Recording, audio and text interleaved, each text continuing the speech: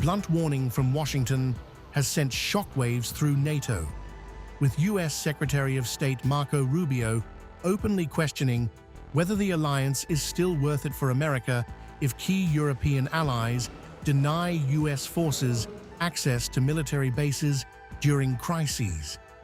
Rubio said NATO may be valuable to Europe, but warned that it also has to be valuable to the United States, putting America's alliance commitments under sharp scrutiny.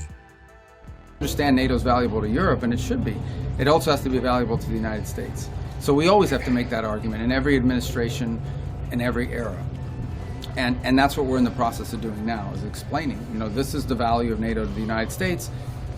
Related to that is what our force posture is within that alliance, what our contributions are. So obviously, one of the things that I've always used, and I've long been an advocate for NATO in my time in the Senate, and one of the arguments I always made was that these bases in the region provided us logistical options that we wouldn't otherwise have.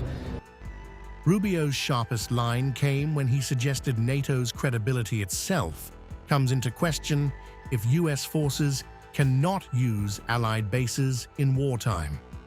When some of those bases are denied to you during a conflict, you question whether that value is still there, Rubio said, a remark likely to fuel fears of a growing US-Europe trust deficit inside the alliance.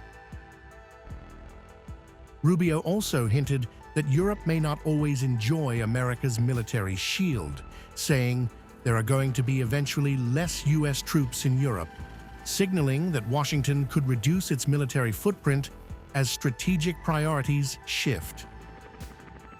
I think there's a broad recognition that there are going to be eventually less U.S. troops in Europe than there has historically been, for a variety of reasons. In fact, there was a surge after for example, the movement of troops from Germany that was announced a week ago. The Germans didn't freak out about it because they knew it just took us back to the 2022 numbers, and it was, I think, a reduction of less than 11 or 12% of our total presence there. And understand sometimes when these numbers come out, these aren't just people with guns. These are support staff. I mean, there's all kinds of other things. These aren't just fighters or war fighters necessarily. They're all the support that comes with it. So, although they may be in uniform, and so nonetheless, I mean, but that's always going to be an ongoing process.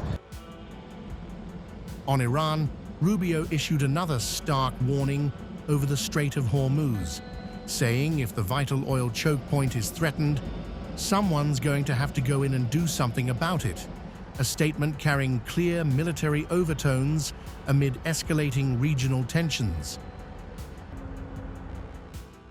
Rubio further warned that President Donald Trump had other options if diplomacy with Iran failed, signaling that Washington's patience has limits and that pressure on both Tehran and America's allies may be entering a far more dangerous phase.